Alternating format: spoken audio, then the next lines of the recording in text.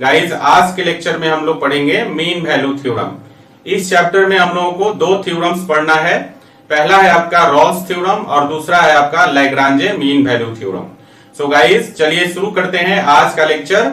और आपको मैं बता दूं कि ये जो चैप्टर है mean value theorem application of derivative का लास्ट चैप्टर है ना। इसके बाद एप्लीकेशन ऑफ डेरिवेटिव आपका समाप्त हो जाएगा।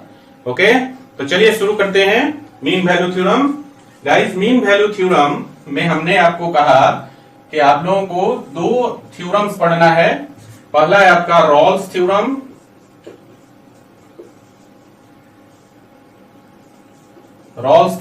और दूसरा है आपका लैग्रांजे मीन वैल्यू थ्योरम। दूसरा है इसमें आपको पढ़ना है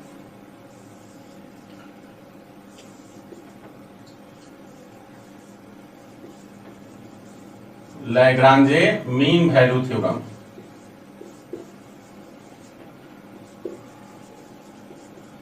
ये दो थ्योरम हम लोगों को पढ़ना है ना।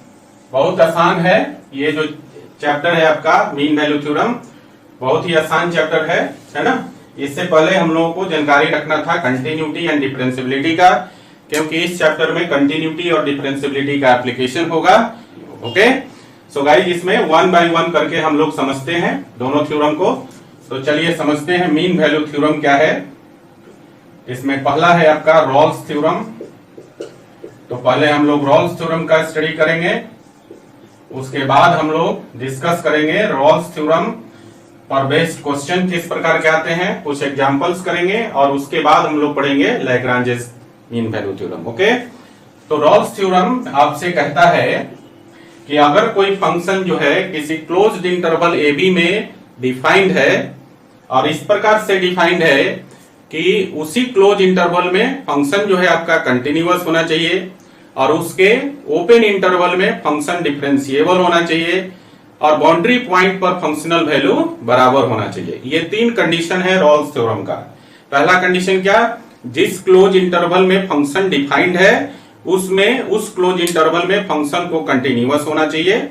दूसरा है उसके ओपन इंटरवल में फंक्शन को डिफरेंशिएबल होना चाहिए, और तीसरा बाउंड्री पॉइंट्स पर फंक्शनल वैल्यू बराबर होना चाहिए। अगर ये तीन कंडीशन कोई भी फंक्शन सेटिस्फाई करता है तो जो इंटरवल गिवन है उसके ओपन इंटरवल में कम से कम एक वैल्यू रियल नंबर जो है एग्जिस्ट करेगा जिस पर उसका जो डेरिवेटिव है वो जीरो के बराबर हो जाए। ये रॉल्स थ्योरम का स्टेटमेंट है ना। तो चलिए इसको हम लोग लिखते हैं यहां पर। तो रॉल्स थ्योरम का स्टेटमेंट है, if a function f(x) is defined, if a function f(x) is defined in a closed interval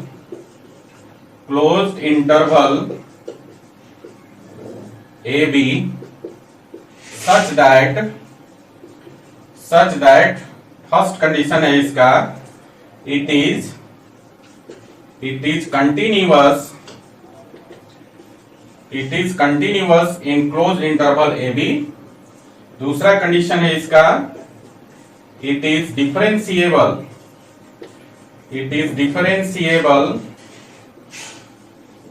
in open interval ab।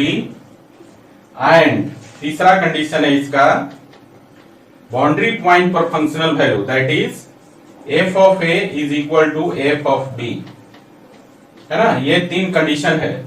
If a function f(x) is defined in a closed interval ab such that it is continuous in closed interval ab, it is differentiable in open interval ab, and fa is equal to fb, then there exists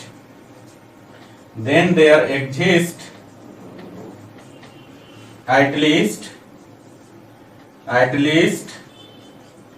one number c belongs to open interval ab। कम से कम एक number c जो है उस open interval ab में exist करेगा। कम से कम, एक से ज्यादा नंबर भी एग्जिस्ट कर सकता है ओपन इंटरवल ab में, लेकिन यहाँ कंडीशन है कि कम से कम आपका, अगर ये तीन कंडीशन सेटिस्फाई होता है तो कम से कम एक नंबर c जो है इस ओपन इंटरवल ए बी में एग्जिस्ट करेगा, है ना, then there exist at least one number C belongs to A B at which F dash C is equal to 0, है ना, जिस पर कि फंक्शन का जो डेरिवेटिव है वो 0 के बराबर हो जाए। ये रॉल्स थ्योरम है आपका, है ना। एक बार फिर से इसको समझ लीजिए। रॉल्स थ्योरम का स्टेटमेंट है, if a function F X is defined in a closed interval A B such that it is continuous in close interval A B, it is differentiable in open interval A B and F A is equal to F B, then there exists at least one number c belongs to AB, है ना, at which f dash c is equal to 0। बात समझ में आई। अगर कोई function किसी closed interval में defined है और इस प्रकार से डिफाइंड है कि उस क्लोज इंटरवल में कंटिन्यूअस हो, उस ओपन इंटरवल में डिफरेंशिएबल हो और बाउंड्री पॉइंट पर फंक्शनल वैल्यू बराबर हो, तो ऐसे केस में ए और B open interval A B के बीच में कम से कम एक नंबर सी इस प्रकार से एग्जिस्ट करेगा कि उसका फर्स्ट डेरिवेटिव उस पॉइंट पर 0 हो जाए। ये आपका रॉल्स थ्योरम का स्टेटमेंट है।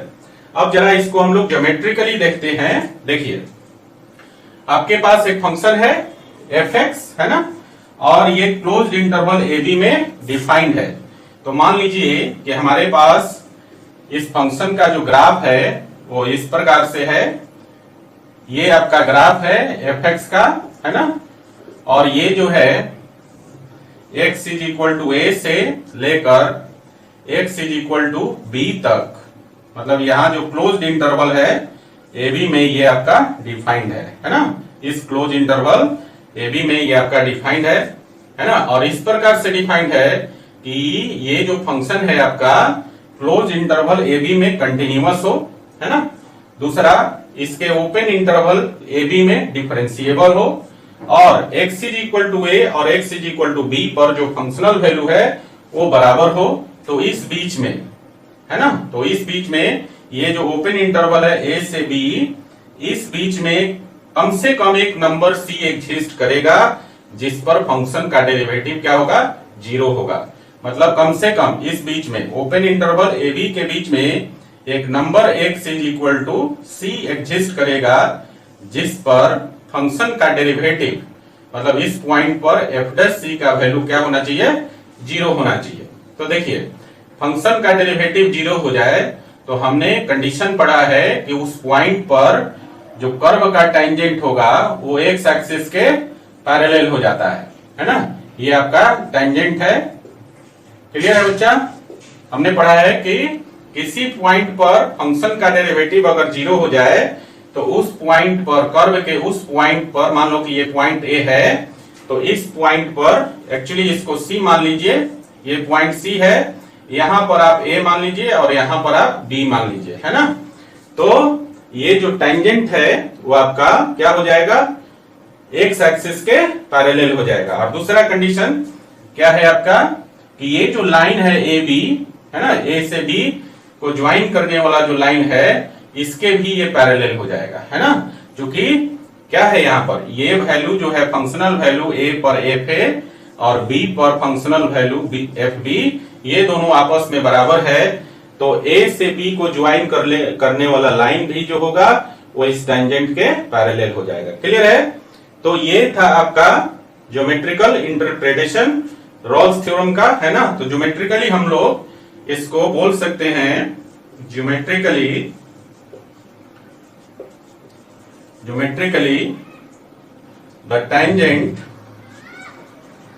the tangent at point x is equal to c is parallel to the x axis के पैरेलल हो जाएगा। समझे ना? नॉर्मली हम लोग पढ़े हुए हैं इस चीज को टेंजेंट्स एंड नॉर्मल वाला चैप्टर में, कि जब किसी फंक्शन का डेरिवेटिव किसी पॉइंट पर 0 के बराबर हो जाए तो उस पॉइंट पर, कर्व के उस पॉइंट पर जो टेंजेंट होता है वो आपका एक्स एक्सिस के पैरेलल हो जाता है। समझे? तो ज्योमेट्रिकली हम लोग इस प्रकार से समझ सकते हैं। क्लियर है बच्चा? अब बात है कि यहां पर जो कंडीशन है आपका ये, then there exist at least one number C, कम से कम देखिए इस रीजन में, ये जो आपका रीजन है ए से बी के बीच में जो ओपन इंटरवल है, इस रीजन में कम से कम एक पॉइंट ऐसा सी एग्जिस्ट करेगा जिस पर फंक्शन का डेरिवेटिव 0 हो जाए, है ना। यहां पर एक से ज्यादा पॉइंट भी एग्जिस्ट कर सकता है ना। और जितना भी पॉइंट एग्जिस्ट करेगा उन सारे पॉइंट पर फंक्शन का डेरिवेटिव क्या होना चाहिए, 0 हो जाना चाहिए, है ना। इसको समझने के लिए और हम लोग एक ग्राफ का सहारा ले सकते हैं। चलिए यहां पर एक छोटा सा ग्राफ बना लेते हैं, है ना, कि एक से ज्यादा कैसे पॉइंट एग्जिस्ट करेगा, तो उसको आप यहां देख सकते हैं। देखिए यहां पर हम एक फंक्शन का ग्राफ ले लेते हैं, देखिए ध्यान से।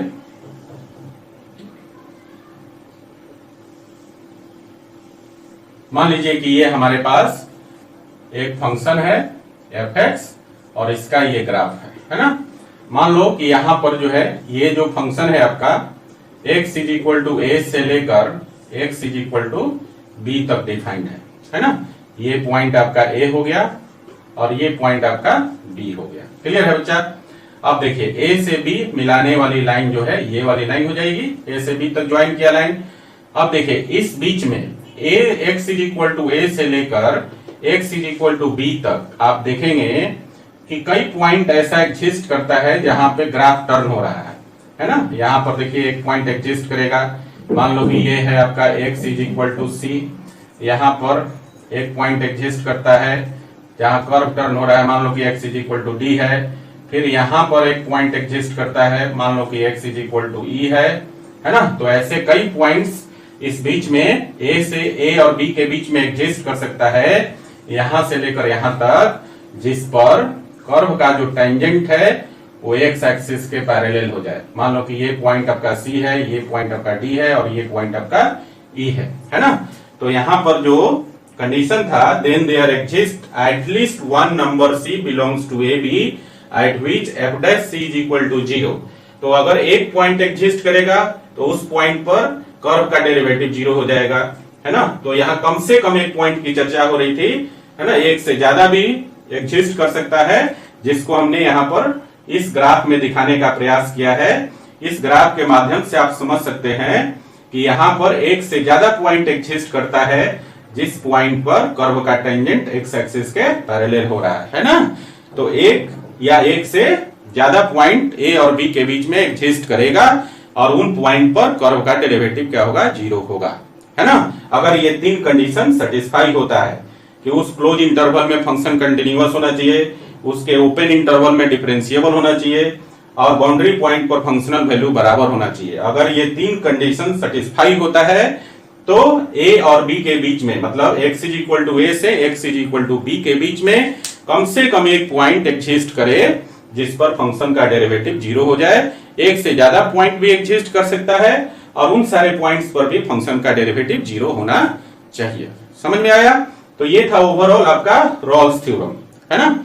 इसको जरा लिख लीजिए, फिर हम लोग इस पर चर्चा करते हैं कि रॉल्स थ्योरम पर क्वेश्चन किस प्रकार का आता है ना। चलिए इसको लिखिए जरा। तो बच्चों रॉल्स थ्योरम पर जो क्वेश्चन आता है उसको जरा देखते हैं। रॉल्स थ्योरम पर दो प्रकार के क्वेश्चन आता है। पहला आपका है verification of Rolle's theorem. Rolle's theorem को वेरीफाई करना होता है। पहला टाइप है इसका verification of Rolle's theorem. Rolle's theorem के वेरिफिकेशन पर क्वेश्चन रहेगा। और दूसरा क्वेश्चन जो होता है एप्लीकेबिलिटी ऑफ रॉल्स थ्योरम। दूसरा जो टाइप है आपका वो है आपका एप्लीकेबिलिटी ऑफ रॉल्स थ्योरम। समझे, ये दो प्रकार के क्वेश्चंस होते हैं, है ना। रॉल्स थ्योरम पर दो ही प्रकार के क्वेश्चन आते हैं। एक तो क्वेश्चन आएगा कि रॉल्स थ्योरम को वेरीफाई कीजिए, कोई फंक्शन गिवन रहेगा और कोई इंटरवल गिवन रहेगा जिसमें वो फंक्शन डिफाइंड है। क्लियर है। दूसरा क्वेश्चन रहेगा कि कोई फंक्शन और उसका इंटरवल जिसमें वो डिफाइंड है, गिवन रहेगा। तो पूछेगा कि क्या ये फंक्शन इस इंटरवल में एप्लीकेबल है है ना, रॉल्स थ्योरम की एप्लीकेबिलिटी को टेस्ट करना है कि क्या रॉल्स थ्योरम इस फंक्शन के लिए इस इंटरवल में एप्लीकेबल है। तो ये दो प्रकार के क्वेश्चन होते हैं, verification of Rolle's theorem and applicability of Rolle's theorem. Clear है बच्चा? तो रॉल्स थ्योरम समझ गए आप। रॉल्स थ्योरम पर किस प्रकार के क्वेश्चन आते हैं ये आपको समझ में आ गया। इसको उतार लीजिए। अब हम लोग क्वेश्चन करके देखेंगे तो और ज्यादा क्लियर हो जाएगा रॉल्स थ्योरम किस प्रकार से हम लोग उसका वेरिफिकेशन करते हैं और रॉल्स थ्योरम के माध्यम से कैसे हम लोग रॉल्स थ्योरम की एप्लीकेबिलिटी चेक करते हैं, है ना।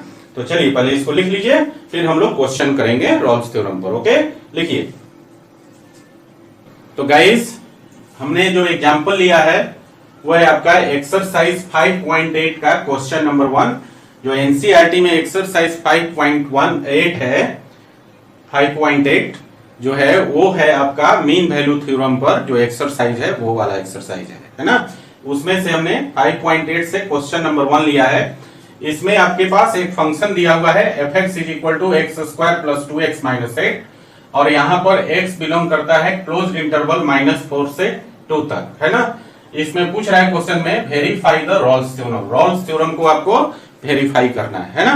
तो सबसे पहला काम देखिए, इसमें वेरिफिकेशन में या रॉल्स थ्योरम में हमें 3 चीजें तो जरूरी ही चाहिए। पहला आपको कि फंक्शन का डेरिवेटिव, क्योंकि जिस जो पॉइंट एग्जिस्ट करेगा ओपन इंटरवल -4 से 2 के बीच में, उस पॉइंट पर डेरिवेटिव क्या होना चाहिए? 0 होना चाहिए। तो फंक्शन का डेरिवेटिव निकालेंगे। दूसरा, बाउंड्री पॉइंट पर फंक्शनल वैल्यू बराबर होना चाहिए। तो पहले हम लोग जो चाहिए उसको निकाल लेते हैं, है ना। फिर बाद में इसकी कंटिन्यूटी और डिफरेंशियबिलिटी को भी होना जरूरी है। इस क्लोज इंटरवल में फंक्शन कंटिन्यूअस होना चाहिए और इसके ओपन इंटरवल में फंक्शन डिफरेंशिएबल होना चाहिए, वो भी करेंगे। तो सबसे पहले हम लोग इसका यहाँ पर फंक्शन दिया है, यहाँ से फंक्शन का डेरिवेटिव निकाल लेते हैं। तो f' का वैल्यू क्या हो जाएगा बच्चा? यहाँ पर x² + 2x - 8 है। इसको डिफरेंशिएट करेंगे x के रिस्पेक्ट में, तो ये हो जाएगा 2x और +2। क्लियर है? चलिए अब हम लोग बाउंड्री पॉइंट पर फंक्शनल वैल्यू जरा निकाल लेते हैं। तो देखिए fx दिया हुआ है, बाउंड्री पॉइंट क्या है? -4 और 2। इस पर हम लोग फंक्शनल वैल्यू निकालते हैं। यहाँ पर a = -4 है और b = 2 है। fa और fb निकाला है ना। तो यहां से f - 4 का वैल्यू निकालिए। तो f - 4 कितना हो जाएगा? x के जगह -4 रख दीजिए।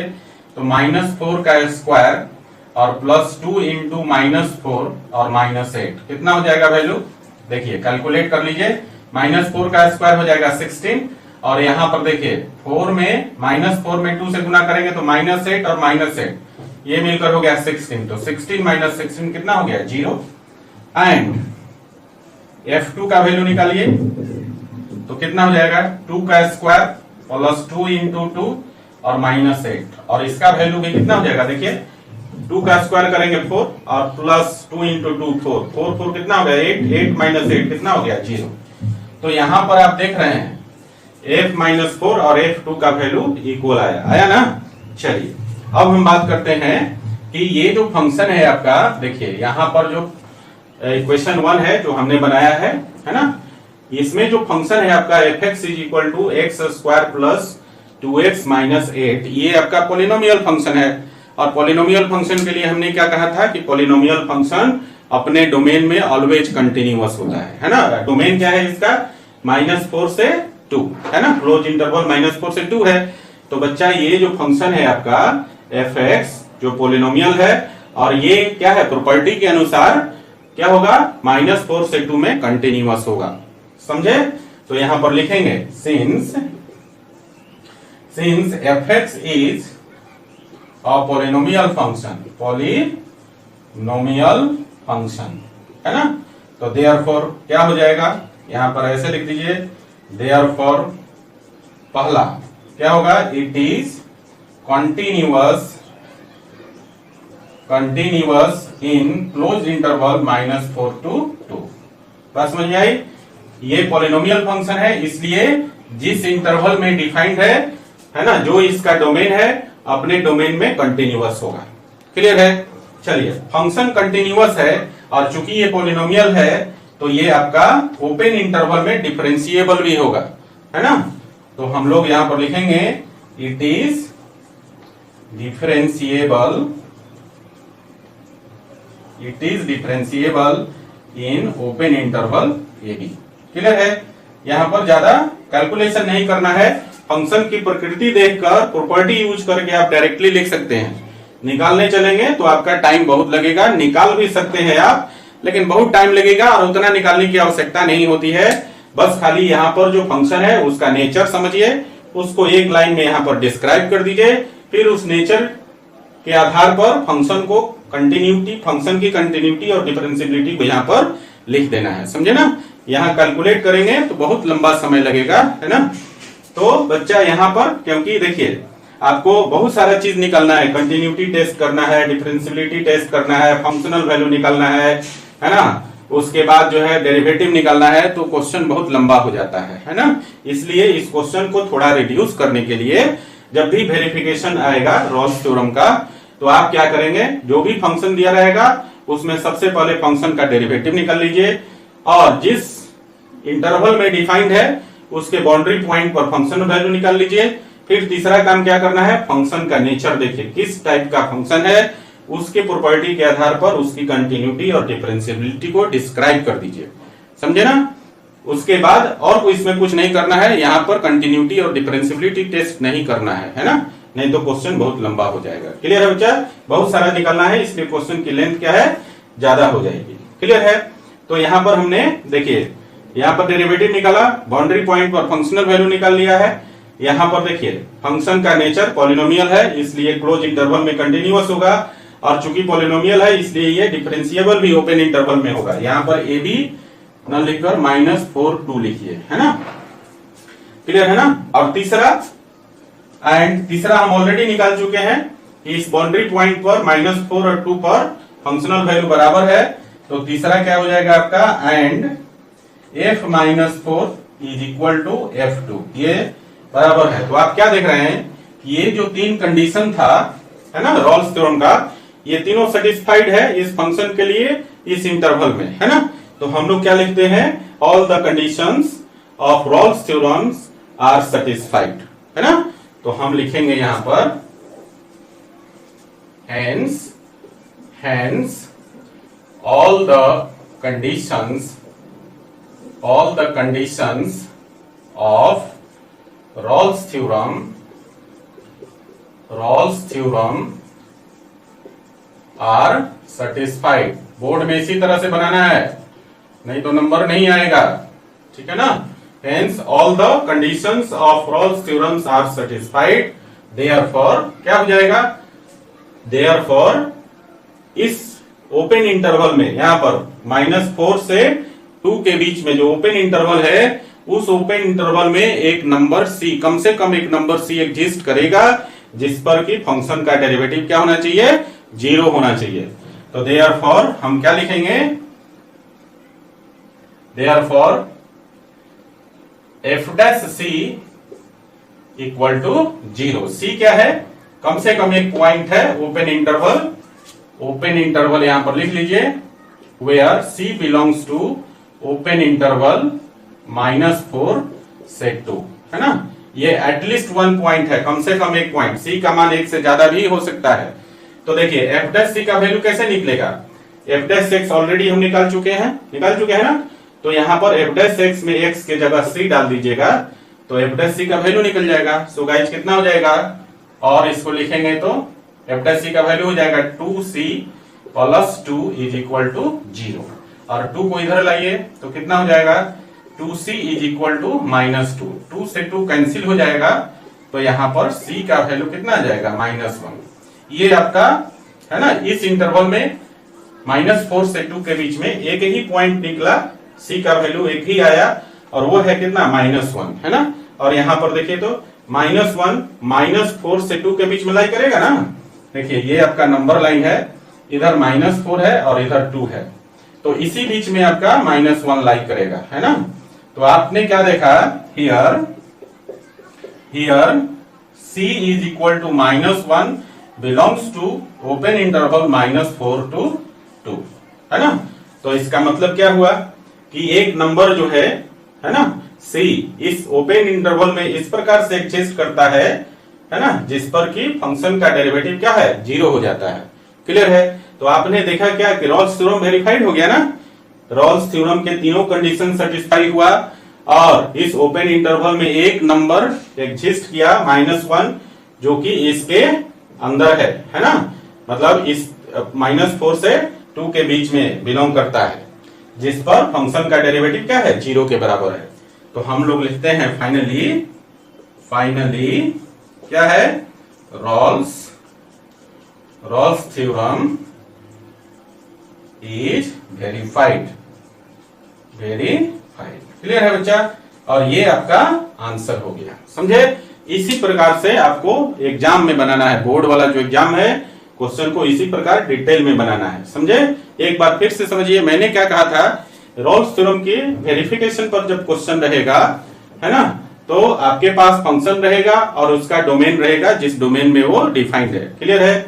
अब आपको क्या करना है, उस फंक्शन का डेरिवेटिव निकालना है और बाउंड्री पॉइंट पर फंक्शनल वैल्यू निकाल लेना है, दूसरा काम, है ना। तीसरा काम, फंक्शन का नेचर समझिए, उसकी प्रॉपर्टी यूज करके उसकी कंटिन्यूटी और डिफरेंशिएबिलिटी को डिफाइन कर लीजिए, है ना। और यहां से फंक्शनल वैल्यू बराबर हो जाता है, तो तीनों कंडीशन जब सेटिस्फाई हो जाता है रॉल्स थ्योरम का, तो आपको लिखना है hence all the conditions of Rolle's theorem are satisfied, therefore f' c is equal to 0। और यहां से c का वैल्यू निकालिए, इस c का वैल्यू -4, मतलब जो इंटरवल गिवन रहेगा उस इंटरवल के बीच में लाई करना चाहिए। और अगर ऐसा होता है तो हम लिखते हैं finally Rolle's theorem is verified. Clear है? चलिए, इस पर क्वेश्चन जब भी आएगा 6 नंबर का ऑलमोस्ट क्वेश्चन आता है ना, तो क्वेश्चन को अच्छा से समझ के बनाना है। क्लियर है ना बच्चा? चलिए इसको लिख लीजिए, लिखिए। तो गाइज अगला क्वेश्चन जो है एनसीईआरटी एक्सरसाइज 5.8 का क्वेश्चन नंबर 2 का पहला क्वेश्चन है। यहां पर फंक्शन आपका गिवन है f(x) is equal to greatest integer x। ये जो फंक्शन है आपका वो है greatest integer x, greatest integer x function है ना। अब इस फंक्शन का जो डोमेन दिया है, मतलब ये जो फंक्शन डिफाइंड है वो क्लोज इंटरवल 5 से 9 में है ना। और ये इस क्वेश्चन में आपसे पूछ रहा है examine the applicability of Rolle's theorem. Rolle's theorem की एप्लीकेबिलिटी टेस्ट करना है, मतलब इस फंक्शन के लिए ये जो डोमेन दिया हुआ है इस फंक्शन का, है ना, ये फंक्शन और इस डोमेन में इस फंक्शन की एप्लीकेबिलिटी टेस्ट करना है। मतलब आपको बताना है कि क्या ये जो फंक्शन है इस डोमेन में, है ना, एप्लीकेबल है, रॉल्स थ्योरम एप्लीकेबल होगा इस फंक्शन के लिए, है ना, ये आपको बताना है, समझे? तो देखिए जरा ध्यान से, ये जो फंक्शन आपके पास दिया हुआ है ये आपका ग्रेटेस्ट इंटीजर फंक्शन है। ग्रेटेस्ट इंटीजर फंक्शन के बारे में कल ही के लेक्चर में मैंने चर्चा किया था कि ग्रेटेस्ट इंटीजर फंक्शन जो है आपका इंटीग्रल पॉइंट पे कंटिन्यूअस नहीं होता है और ना ही डिफरेंशिएबल होता है। समझे क्या है? Greatest integer function integral point पर कंटिन्यूअस नहीं होता है और ना ही डिफरेंशिएबल होता है ना। कल एक क्वेश्चन था ऑब्जेक्टिव टाइप क्वेश्चन, उसमें मैंने आपको करके दिखाया था, है ना, कि इंटीग्रल पॉइंट पर जो है आपका ग्रेटेस्ट इंटीजर फंक्शन कंटिन्यूअस नहीं होता है, समझे, और ना ही डिफरेंशिएबल होता है। क्लियर है बच्चा? देखिए ऐसे क्वेश्चन में जब भी आपको एग्जामिन करना हो एप्लीकेबिलिटी ऑफ रॉल्स थ्योरम, तो रॉल्स थ्योरम के 3 कंडीशंस होते हैं। पहला, फंक्शन को कंटिन्यूअस होना चाहिए उस क्लोज इंटरवल में, फंक्शन को डिफरेंशिएबल होना चाहिए उसके ओपन इंटरवल में, और बाउंड्री पॉइंट पर फंक्शनल वैल्यू बराबर होना चाहिए। क्लियर है ना? तो ये तीनों कंडीशन अगर सही है ना, तो हम लोग रॉल्स थ्योरम में आगे बढ़ते हैं। अगर ये 3 कंडीशन सेटिस्फाई होता है ना, तो हम लोग आगे बढ़ते हैं। और उसके बाद क्या है कि तब जो है उस ओपन इंटरवल में एक पॉइंट एग्जिस्ट करेगा, जिस पॉइंट पर कम से कम एक पॉइंट एग्जिस्ट करेगा जिस पॉइंट पर फंक्शन का डेरिवेटिव 0 होना चाहिए, है ना। तो हम लोग उस पॉइंट को निकालते हैं और फिर उस पॉइंट को चेक करते हैं उस ओपन इंटरवल में लाई करता है कि नहीं करता है, समझे। तो ये 4 कंडीशन है, लेकिन जनरली आप देखेंगे कि जो पहले 3 कंडीशन है, कंटिन्यूटी उस क्लोज इंटरवल में, दूसरा डिफरेंशिएबिलिटी उस ओपन इंटरवल में, और बाउंड्री पॉइंट पर फंक्शनल वैल्यू, इस तीनों कंडीशन में से ही कोई ना कोई एक कंडीशन आपका वायलेट हो जाता है, समझे ना। आगे बढ़ने की जरूरत नहीं पड़ती है। बाय द वे, अगर मान लीजिए कि ये तीनों कंडीशन सेटिस्फाई है तो आपको उस ओपन इंटरवल में कम से कम एक पॉइंट ऐसा निकालना होगा, है ना, अगर वो पॉइंट जो है उस ओपन इंटरवल में लाई करता है तो रॉल्स थ्योरम एप्लीकेबल होगा, है ना। अगर नहीं लाई करेगा तो रॉल्स थ्योरम एप्लीकेबल नहीं होगा। बात समझ में आ रही है? तो आप लोग सबसे पहला काम करेंगे कि जो फर्स्ट 3 कंडीशंस है उसको चेकआउट करेंगे। अगर उनमें से कोई भी एक कंडीशन वायलेट होगा तो रॉल्स थ्योरम की एप्लीकेबिलिटी वहीं समाप्त हो जाएगी और फिर हमें क्वेश्चन में आगे बढ़ने की आवश्यकता नहीं है ना। मैंने जो बताया अभी कि इन 3 कंडीशन, अगर ये तीनों कंडीशन सेटिस्फाई होगा तब हम लोग उस ओपन इंटरवल में एक पॉइंट निकालेंगे जिस पर जो है फंक्शन का डेरिवेटिव 0 होगा और फिर उस पॉइंट को हम लोग चेक करेंगे कि उस ओपन इंटरवल में लाई करता है कि नहीं करता है। अगर तीनों कंडीशन सेटिस्फाई होगा तो आगे बढ़ेंगे, अगर नहीं सेटिस्फाई होगा तो हम लोग क्या करेंगे, वहीं पर लिख देंगे कि रॉल्स थ्योरम का जो कंडीशन था वो सेटिस्फाइड नहीं हुआ, इसलिए रॉल्स थ्योरम इस फंक्शन के लिए इस इंटरवल में एप्लीकेबल नहीं है। बात समझ में आई? तो चलिए इसको बनाते हैं हम लोग। सबसे पहला चीज, अब हम लोग यहाँ पर इसका नेचर निकाल लेते हैं। तो देखिए यहां पर जो फंक्शन है लिखेंगे since fx is a greatest integer function, greatest integer function, integer function fx कैसा है, ग्रेटेस्ट इंटीजर फंक्शन है, इसलिए यहां पर देयरफॉर पहला कंडीशन इट इज, देखिए it is not continuous, not continuous in closed interval 5 to 9, है ना।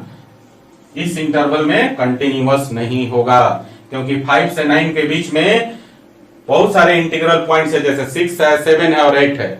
ये जो इंटीग्रल 3 पॉइंट्स है 5 और 9 के बीच में, इन इंटीग्रल पॉइंट्स पे कंटिन्यूअस नहीं होगा तो पूरे इंटरवल में कंटिन्यूअस नहीं कहा जाएगा, ठीक है।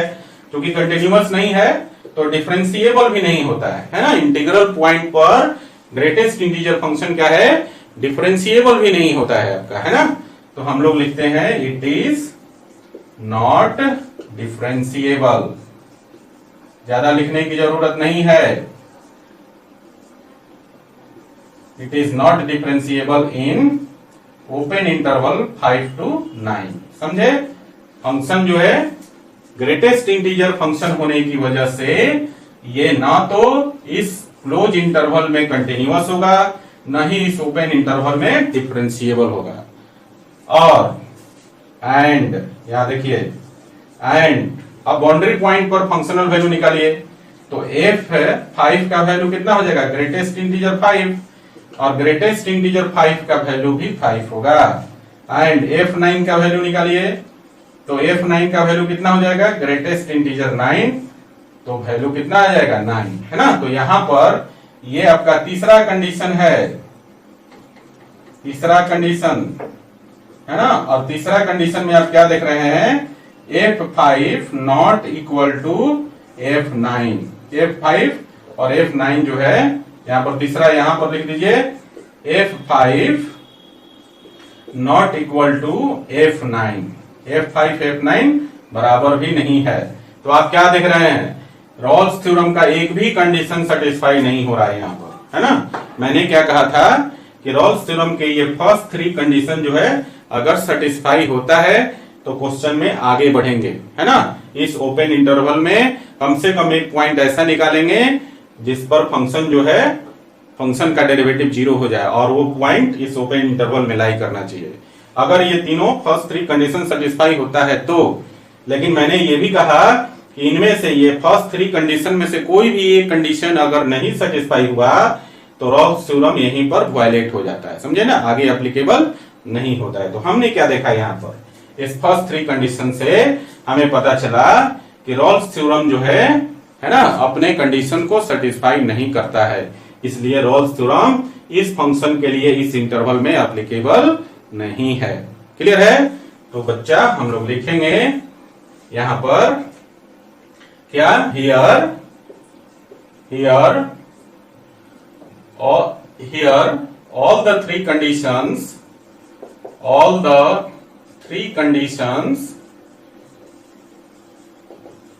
all the three conditions are not satisfied,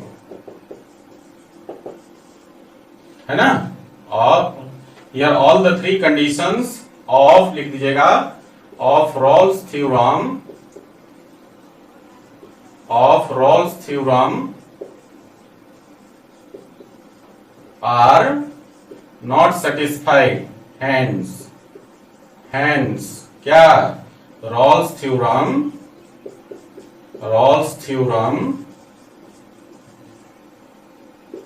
is not applicable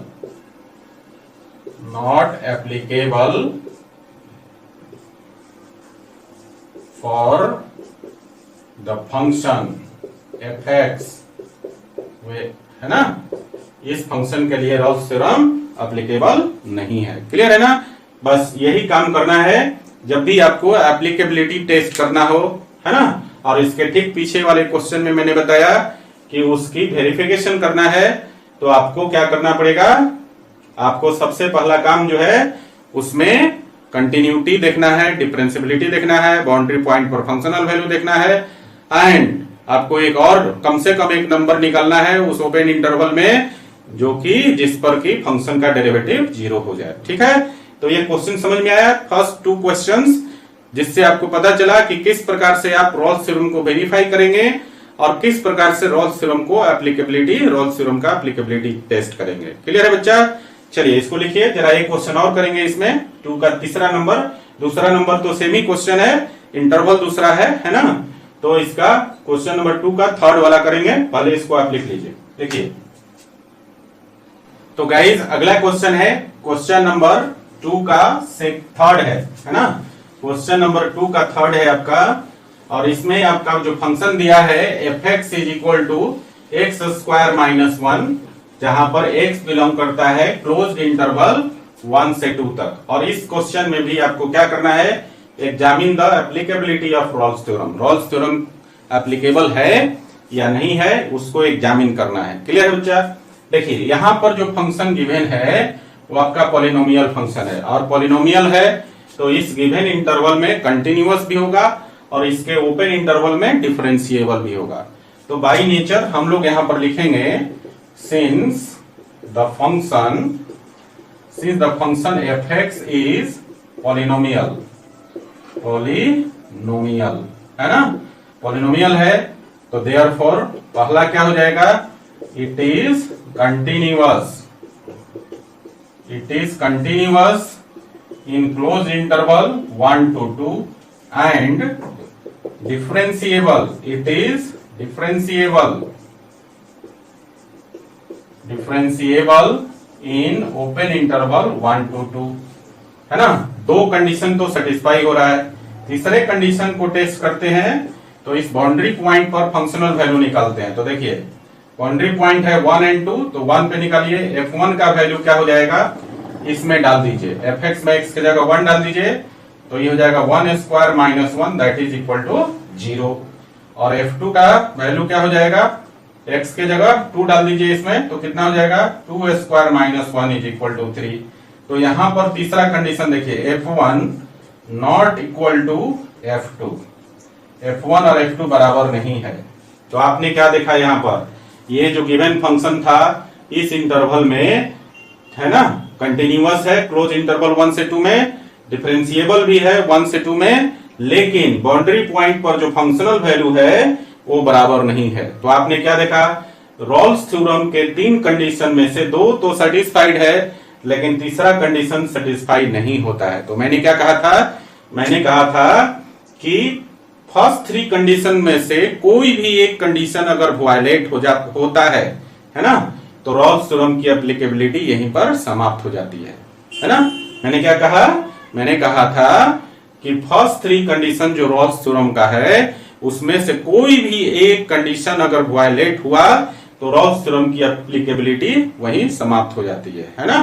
तो हम लोग इसको लिखेंगे, अब आगे इसमें हम नहीं बढ़ेंगे, ठीक है ना। अगर ये तीसरा कंडीशन भी सेटिस्फाई होता तब हमें जरूरत था आगे बढ़ने का, है ना, लेकिन आपका तीसरा कंडीशन सेटिस्फाई नहीं हुआ, तो यहीं पर आपका जो है रॉल्स थ्योरम वायलेट हो जाता है, समझे ना। तो हम लोग लिखेंगे यहां पर here not all the conditions, या ऐसे लिखिए here all the conditions of Rolle's theorem are not satisfied, hence, है ना, यहां पर लिख देंगे hence the function, hence Rolle's theorem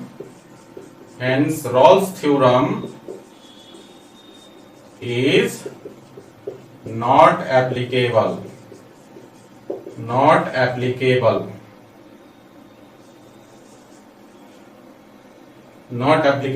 for the function fx। Clear है बच्चा? तो इस वजह से, है ना, यहाँ पर तीनों कंडीशन सेटिस्फाई नहीं है, तीनों में से एक कंडीशन हमने देखा सेटिस्फाई नहीं होता है, तो इसको लिखते हैं here all the conditions of Rolle's theorem are not satisfied, hence Rolle's theorem is not applicable for the function fx। समझे ना? तो ये था, इस प्रकार से आप फंक्शन की एप्लीकेबिलिटी टेस्ट करते हैं। इसी प्रकार से मीन वैल्यू थ्योरम में भी जो है आपका दो प्रकार का ही क्वेश्चन आता है। पहला verify mean value theorem, mean value theorem मतलब Lagrange mean value theorem. Lagrange mean value theorem में भी दो प्रकार का ही क्वेश्चन आता है। पहला जो है आपका वेरिफिकेशन पे आएगा और दूसरा जो आएगा एप्लीकेबिलिटी को एग्जामिन करने पर, है ना। तो जो है लैग्रांजे मीन वैल्यू थ्योरम हम लोग नेक्स्ट लेक्चर में पढ़ेंगे, है ना। इसमें एक क्वेश्चन और कर लेते हैं हम लोग इस पर, रॉल्स थ्योरम पर, ठीक है। और उसके बाद जो अगला लेक्चर होगा, नेक्स्ट लेक्चर, उसमें हम लोग जो है लैग्रांजे मीन वैल्यू थ्योरम करेंगे और बाकी बचा हुआ जो क्वेश्चन है 5.8 का उसको करेंगे, ठीक है बच्चा। तो पहले इसको उतारिए, फिर हम लोग अगला क्वेश्चन करते हैं। उतारिए। तो गाइस अगला क्वेश्चन है क्वेश्चन नंबर 3, और क्वेश्चन नंबर 3 में दिया हुआ है इफ अ फंक्शन एफ है defined from -5 to 5 close interval है टू रियल नंबर, है ना। इसका मतलब है कि इसका जो डोमेन है वो -5 to 5 है, मतलब x बिलोंग करता है क्लोज इंटरवल -5 to 5, समझे। और इसका जो रेंज है वो रियल नंबर है, समझे ना। कह रहा है इस फंक्शन के बारे में इज अ डिफरेंशिएबल फंक्शन, ये जो है आपका डिफरेंशिएबल फंक्शन है, and F dash x does not vanish anywhere, है ना। फंक्शन डिफरेंशिएबल है ना। तो आपको एक प्रॉपर्टी पता है ना, हमने रिलेशन पढ़ाया था आपको कंटिन्यूटी एंड डिफरेंशिएबिलिटी में, कि अगर फंक्शन डिफरेंशिएबल है तो जरूरी है वो कंटिन्यूअस होगा, पढ़ाया था ना। तो यहां पर दिया हुआ है क्वेश्चन में पहले से ही कि यहाँ जो फंक्शन है वो डिफरेंशिएबल है तो कंटिन्यूअस होगा, ठीक है। चूंकि और भी इसमें कंडीशन दिया है, लेकिन यहाँ क्या दिया है कि एफ डैश सी का वैल्यू जो है वो 0 के बराबर नहीं है ना। तो आपको प्रूव करना है कि f of 5 not equal to f of 5, है ना। ये चीज आपको प्रूव करना है। फिर से एक बार क्वेश्चन को समझिए। यहां पर एक फंक्शन है f और वो जो है -5 to 5 और r डिफाइंड है, मतलब फंक्शन का डोमेन जो है क्लोज इंटरवल -5 to 5 है, मतलब x बिलोंग करता है क्लोज इंटरवल -5 to 5 में, और ये फंक्शन डिफरेंशिएबल है, तो इसी क्लोज इंटरवल में क्या होगा, कंटिन्यूअस भी होगा। क्लियर है बच्चा। फंक्शन डिफरेंशिएबल है तो कंटिन्यूअस होगा, ये जरूरी है, मस्ट है ना। ऐसा हमने कंटिन्यूटी डिफरेंशिएबिलिटी की जो प्रॉपर्टी था, रिलेशन था, उसमें हमने पढ़ा था, है ना। तो फंक्शन डिफरेंशिएबल है, कंटिन्यूअस भी है, लेकिन क्या कह रहा है कि इस फंक्शन का जो डेरिवेटिव है does not vanish anywhere. Does not vanish anywhere का मतलब है कि इस ओपन इंटरवल में कोई भी ऐसा पॉइंट नहीं आएगा, है ना, जिस पर फंक्शन का डेरिवेटिव 0 हो जाए। डज नॉट वैनिश एनीवेयर का मतलब है कि फंक्शन का डेरिवेटिव नॉट इक्वल टू 0, है ना। और इसका अल्टीमेटली क्या मतलब हुआ कि यहां पर ओपन इंटरवल -5 से 5 के बीच में कोई भी ऐसा वैल्यू नंबर एग्जिस्ट नहीं करेगा जिस पर f डैश x का वैल्यू 0 हो जाए, है ना। यहाँ क्वेश्चन में पहले से दिया हुआ है कि 0 नहीं है फंक्शन का डेरिवेटिव, समझे। मतलब इसके ओपन इंटरवल में कोई ऐसा नंबर एग्जिस्ट नहीं करेगा। क्लियर है बच्चा? तो देखिए, अगर इसको ग्राफिकली थोड़ा समझने का प्रयास कीजिए तो आपके पास एक फंक्शन है ना, एक फंक्शन है, उसका ग्राफ मान लीजिए कि इस प्रकार से है। यहां पर ऐसा बना लीजिए, इस प्रकार से बना लीजिए, है ना, क्योंकि -5 to 5 दिखाना है आपको ना। ये y एक्सिस, ये आपका x एक्सिस है ना। मान लीजिए कि इधर आपका 5 है और इधर आपका -5 है। क्लियर है बच्चा? ये आपका -5 है ना। तो यहां पर ये कह रहा है कि आपको प्रूफ करना है कि f of -5 not equal to f of 5, ये प्रूफ करना है। और गिवन क्या है कि इस रीजन में -5 से लेकर +5 के बीच में कोई भी ऐसा नंबर नहीं आएगा, है ना, जिस पर फंक्शन का डेरिवेटिव जो है 0 हो जाए, क्योंकि लिखा हुआ है f' डज नॉट वाइनिस एनीवेयर। तो जब यहां पर कोई ऐसा नंबर नहीं आएगा, समझे ना, इस बीच में कि फंक्शन का डेरिवेटिव 0 हो जाए, तो इसका मतलब है कि ये जो 5 पर -5 पर जो फंक्शनल वैल्यू है ना, और यहाँ 5 पर जो फंक्शनल वैल्यू आएगा, ये भी आपस में बराबर नहीं होगा, है ना, क्योंकि बराबर तभी होगा, बराबर अगर होगा, ये बात समझिए, ये बराबर तभी होगा कि ये यहां से इस तरफ आगे इंक्रीज हो रहा है, तो इस बीच में -5 से 5 के बीच में एक ऐसा पॉइंट आएगा जिससे ये डिक्रीज होना शुरू करेगा। और आप देख रहे हैं कि ये डिक्रीज भी होने लगता है ना, लेकिन ये f of -5 और f of 5 बराबर होगा तभी जाके यहाँ उस पॉइंट पर फंक्शन की जो डेरिवेटिव है वो 0 होगा, है ना।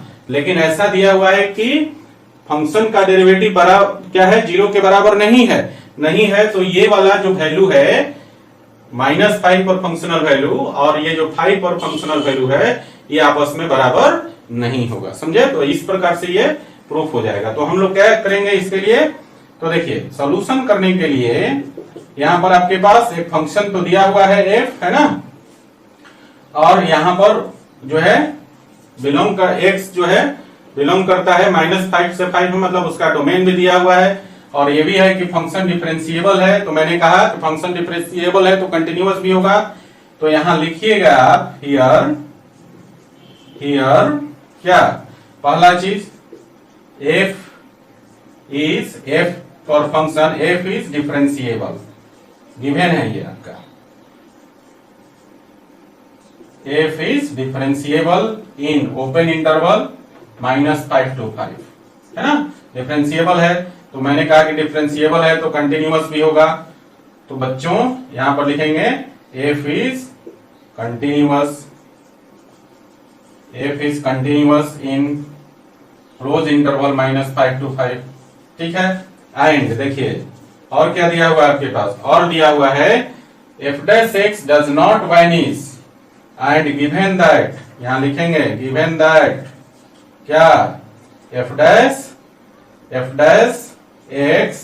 Not equal to 0, does not vanish, मतलब f' का वैल्यू 0 नहीं है, मतलब यहाँ पर ओपन इंटरवल -5 से 5 के बीच में कोई भी ऐसा नंबर एग्जिस्ट नहीं करता है जहां पे फंक्शन का डेरिवेटिव 0 हो जाए, है ना। तो दिया हुआ है कि f' का वैल्यू वाइनिस नहीं होता है, मतलब f' does not equal to 0, समझे। और f' 0 नहीं होगा तो मैंने क्या कहा कि अगर 0 तभी होता जब ये दोनों पॉइंट जो है ना, f of 5 f of -5 के बराबर होता है, समझे ना। 0 तभी पॉसिबल था कि यहां से देखिए क्या होता है इस ग्राफ में, अभी ग्राफ इस प्रकार से है, और ये वैल्यू 0 तभी होता जब ये यहां से जो है ना, यहां से डिक्रीज करते करते यहां पर आ जाता, समझे।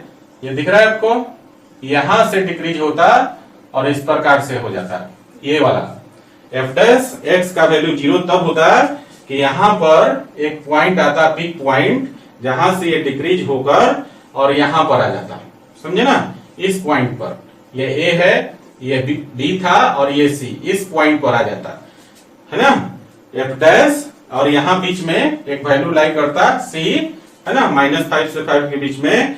इस पॉइंट पर फंक्शन का डेरिवेटिव अगर 0 होता तो ये कर्व जो है इधर न जाके इस पिक पॉइंट से डिक्रीज करते हुए जो इसका राइट बाउंड्री है उस पर जो है लेफ्ट बाउंड्री के बराबर आ जाता है, समझे ना। क्योंकि यहां पर कंडीशन यहां से ए से सी नहीं है, ए से बी है, इसीलिए यहां पर इस बीच में जो नंबर आया उस नंबर पर फंक्शन का डेरिवेटिव 0 के बराबर नहीं है। समझे बात को। तो हम लोग क्या लिखेंगे कि एफ डैश एक्स का वैल्यू 0 नहीं है, इसीलिए एफ ऑफ -5 का वैल्यू एफ ऑफ 5 के बराबर नहीं होगा। समझे, बहुत लिखना ही नहीं है इसमें, और यहीं पर आपका जो है प्रूफ हो जाता है। समझ गए। कैसे आप किसी दूसरे को बताएंगे कि ऐसा लिखकर हम ऐसा लिख देंगे तो प्रूफ हो जाएगा, तो इसको ग्राफिकली आपको समझाना पड़ेगा, है ना। कि अगर एफ डैश एक्स का वैल्यू 0 होता तो कर्व का शेप ए से सी तक हो जाता, मतलब -5 पर और +5 पर जो फंक्शनल वैल्यू है वो बराबर हो जाता है। ये बराबर होगा तभी जो है एफ डैश सी का वैल्यू 0 होता है। अगर एफ डैश सी का वैल्यू 0 नहीं है तो ये जो फंक्शनल वैल्यू है -5 और 5 पर, ये आपस में कभी बराबर नहीं होगा, कर्व का शेप ए से बी के जैसा हो जाएगा। समझे ना, इस प्रकार से आपको समझाना पड़ेगा। ठीक है बच्चा, तो ये था आपका रॉल्स थ्योरम। आज के लेक्चर में हम लोगों ने पढ़ा रॉल्स थ्योरम, रॉल्स थ्योरम की एप्लीकेबिलिटी कैसे टेस्ट करना है, रॉल्स थ्योरम को वेरीफाई कैसे करना है। रॉल्स थ्योरम से संबंधित एक क्वेश्चन था, क्वेश्चन नंबर 3, कैसे आप कंडीशन का यूज करके आप प्रूफ कर सकते हैं क्वेश्चंस को, है ना। नेक्स्ट लेक्चर में हम लोग पढ़ेंगे लैग्रांजे मीन वैल्यू थ्योरम, और बाकी एक्सरसाइज 5.8 में बचे हुए क्वेश्चन भी डिस्कस करेंगे। सो गाइज, आज का लेक्चर यहीं तक, फिर मिलते हैं हम लोग नेक्स्ट लेक्चर में। ओके, लिख लीजिए इसको। Thanks for watching. Keep in touch. Do like, share and subscribe.